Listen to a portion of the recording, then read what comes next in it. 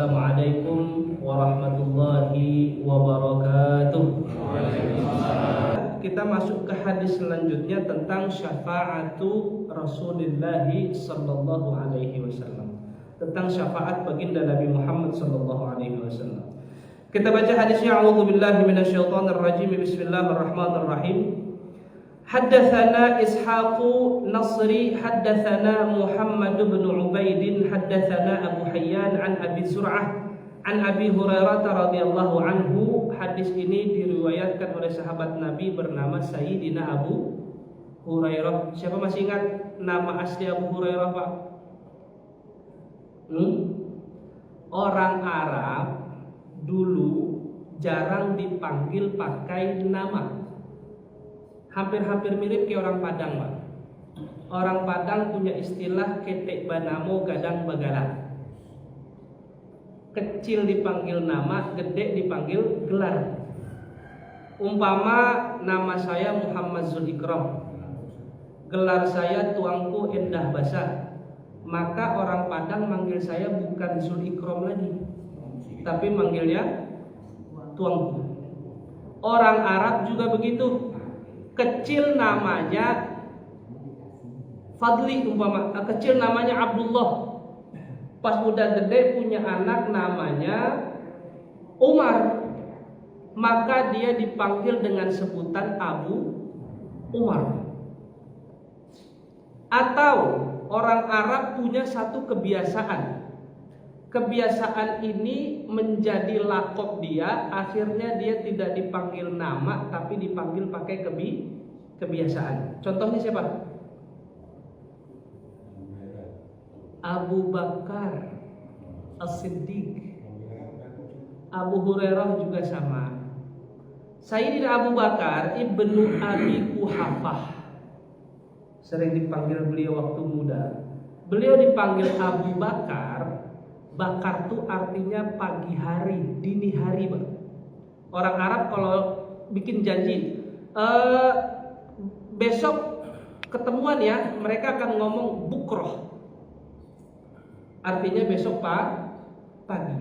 Abu Bakar dapat gelar itu karena dari waktu dini hari beliau sembunyi-sembunyi bawa keledai beliau. Di atas keledai ada pakaian, ada makanan. Beliau keliling rumah orang miskin, naruh pakaian dan makanan di depan rumah orang miskin di waktu dini hari. Karena kebiasaan itulah beliau dapat panggilan atau gelar Abu Bakar.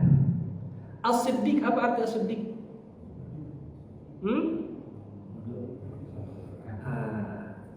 Jadi orang Arab dulu jarang dipanggil nama pas sudah besar dipanggilnya pakai gelar dan kebiasaan. Ada dulu, Pak, dalam beberapa riwayat hadis, kalau Bapak baca kitab hadis, ada bunyinya an mutayyan. Hadis itu kan an ini, nyebut nama kalau enggak gelar. Ada satu hadis, saya sempat pusing itu, Pak. Mutayyan ini siapa? Ternyata Mutayyan ini gelar, Pak. Arti Mutayyan, si periwayat hadis ini dulu waktu kecil sering main air di kobakan. Apa kobakan itu? Apa sih? Bukan, air di jalan yang ada kubangan. Comberan. Ya, air menggenang. Itu betul, Ibu, air menggenang. Sering main di air menggenang atau main di air kubangan tadi. Karena sering main air tadi, dia dipanggil sama teman-temannya dengan panggilan Mutayyan. Anak yang demen main air, nyipratin air, bajunya jadi basah. Akhirnya sampai besar, ketika beliau meriwayatkan hadis, beliau dipanggil dengan panggilan Mutayyan. Bahkan orang-orang Arab dulu ya jarang yang dipanggil dengan nama. Termasuk periwayat hadis ini nama aslinya Abdurrahman bin Sakhr ad-Dawsi. panggilannya Abu Hurairah. Abu Hurairah dapat gelar ini kenapa? Beliau demen banget Pak mainin kucing kecil. Kucing gede bahasa Arabnya kibtun. Kucing kecil bahasa Arabnya hirratun. Kalau banyak main kucing gede panggilannya Abu Qitot atau Abu Qutot.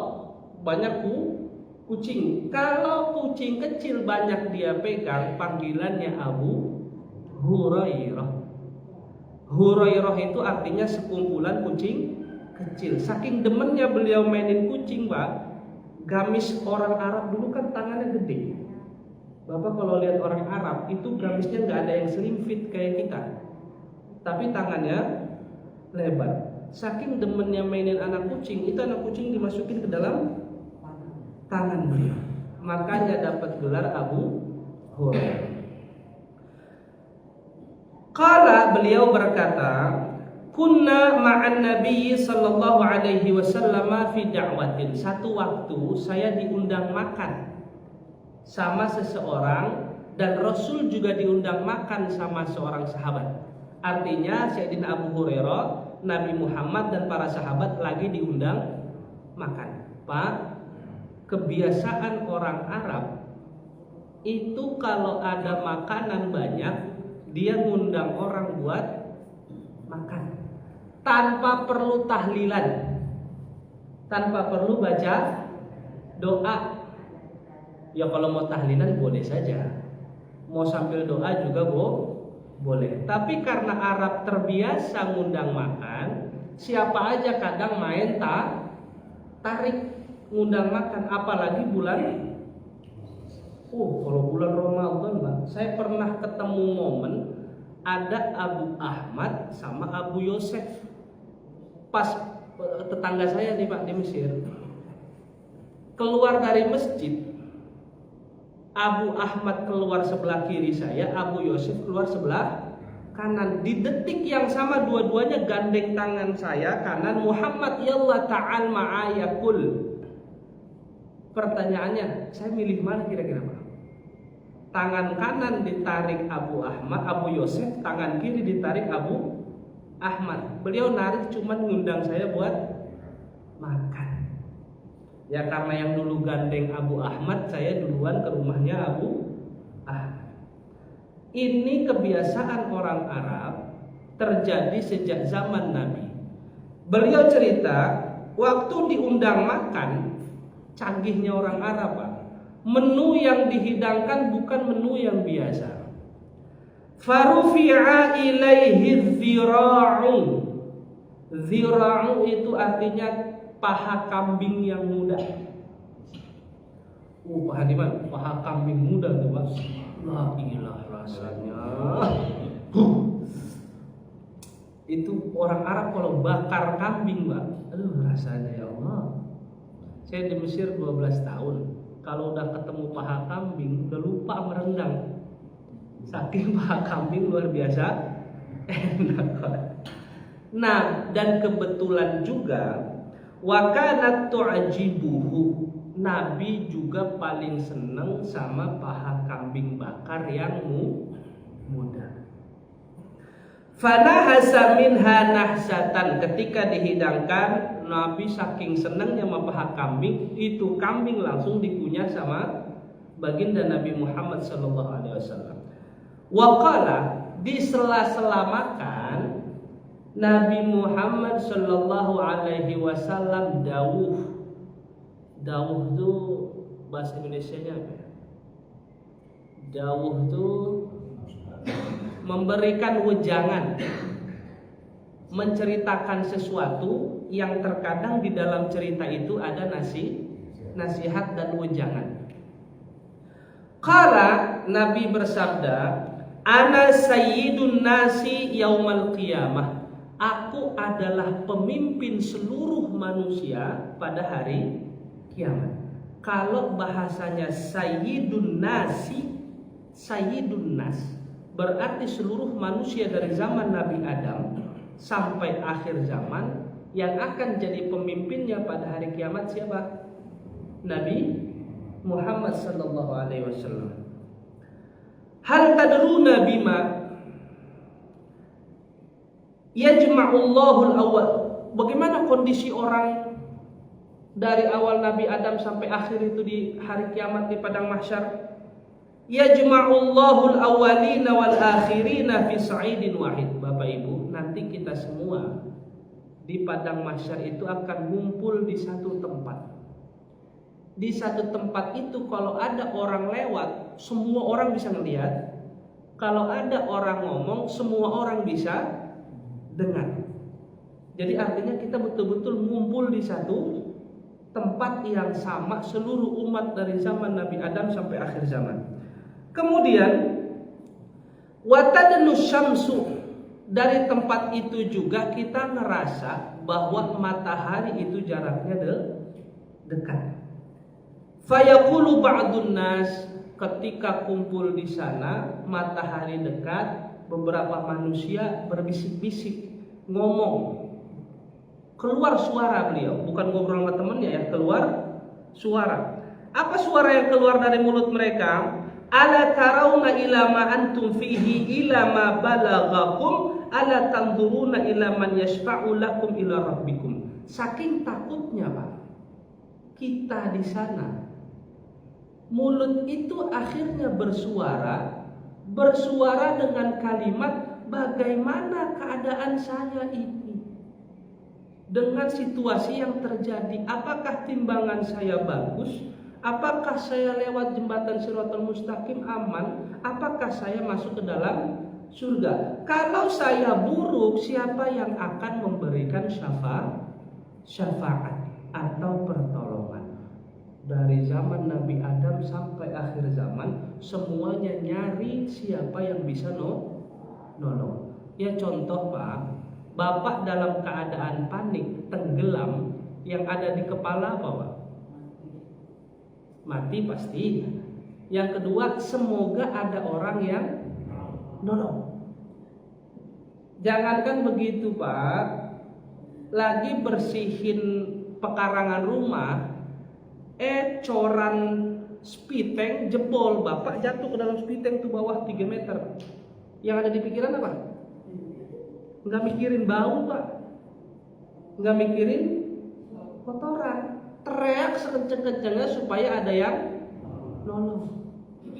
Keadaan padang mahsyar juga sama, orang-orang nyari siapa kira-kira yang bisa nolong mereka selamat dari tegangnya hari kiamat dan padang mahsyar.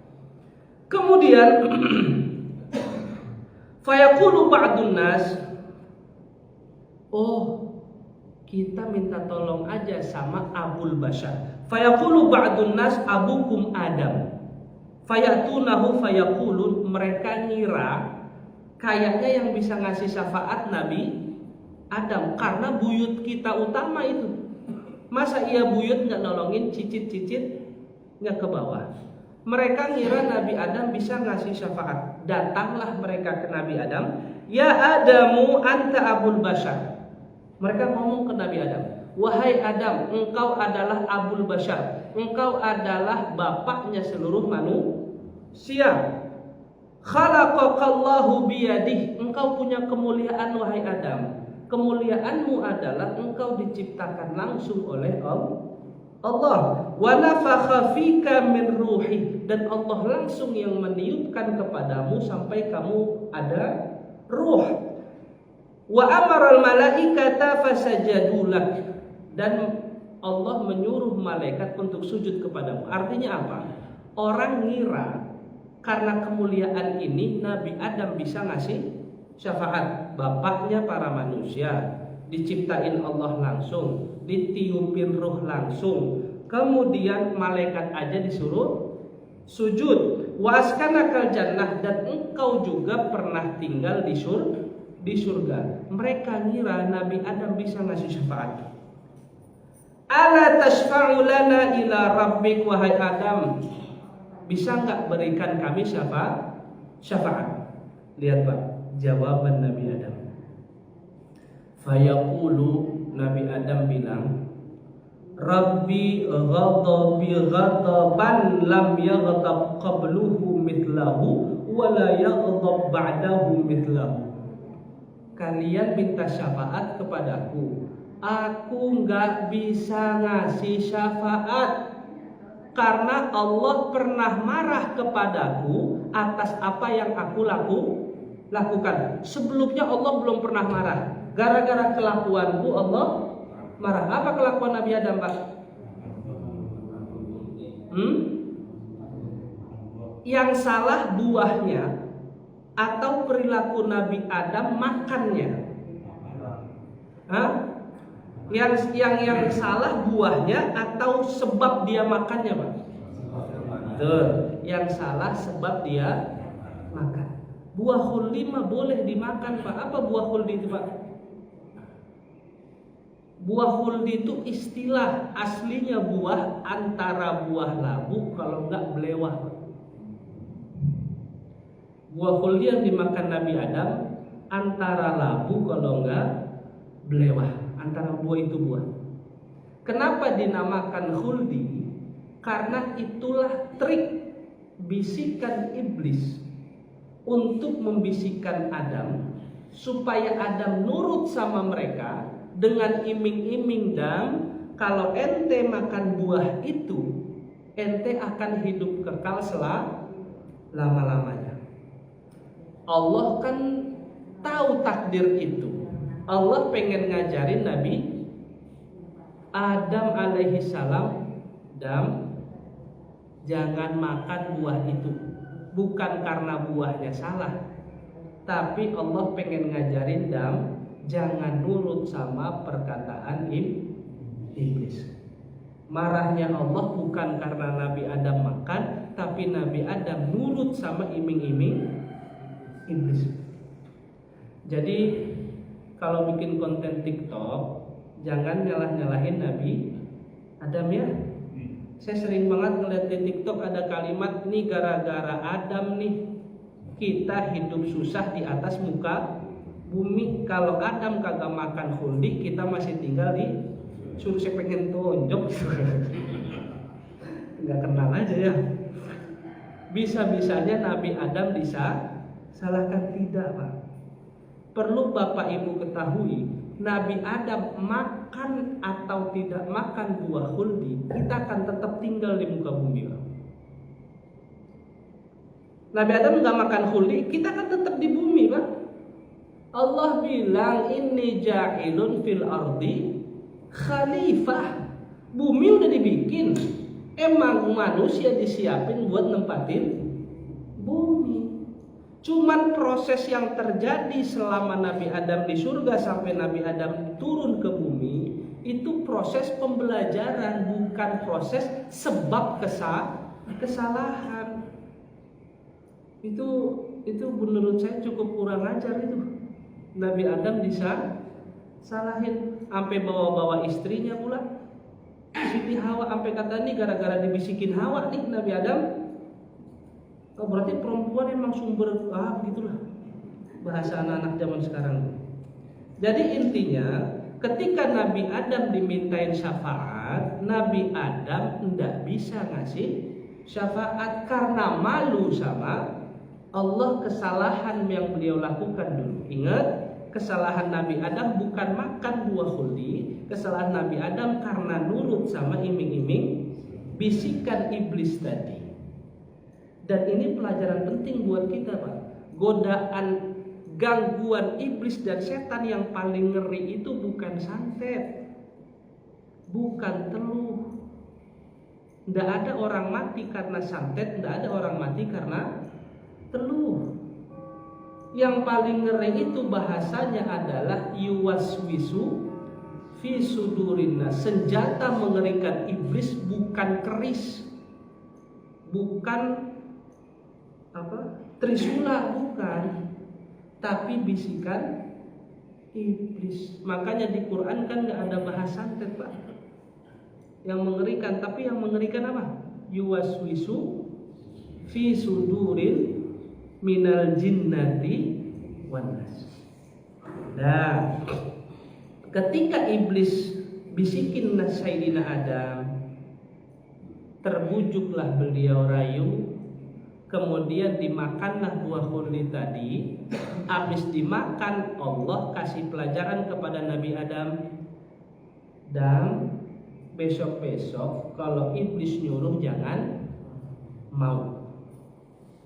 Turunlah Nabi Adam ke muka bumi. Sebelum Nabi Adam turun, kejadian Nabi Adam ini ilmu penting buat kita.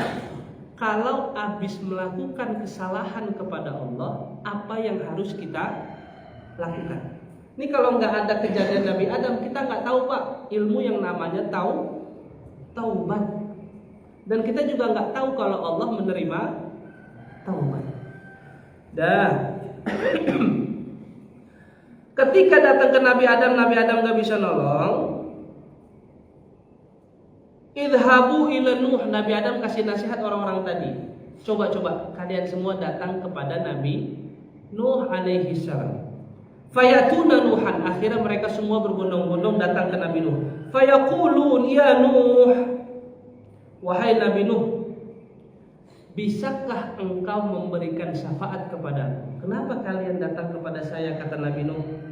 Anta awwalur rusuli ila ahlil ard, engkaulah rasul pertama di muka bumi. Kan beda Pak, antara nabi, antara rasul, antara nabi dan rasul. Nabi meneruskan syariat. Rasul ada perintah untuk menyampaikan syariat.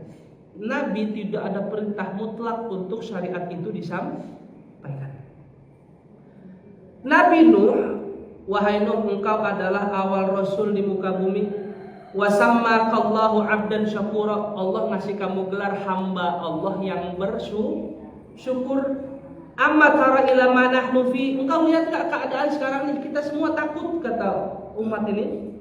Ala tara ila ma balagana, kita mau jadi apa nanti? Kita bagaimana keadaan selanjutnya? Alla tashfa'u lana ila rabbik, bisakah engkau memberikan kami syafaat?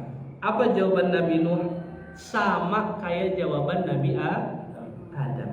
Rabbi ghadibal yawma ghadaban lam yaghdab qablahu mithlahu wala yaghdab ba'dahu mithlahu. Allah juga pernah menurunkan satu azab karena aku tidak sempurna mengajak umatku, termasuk istri dan juga anak.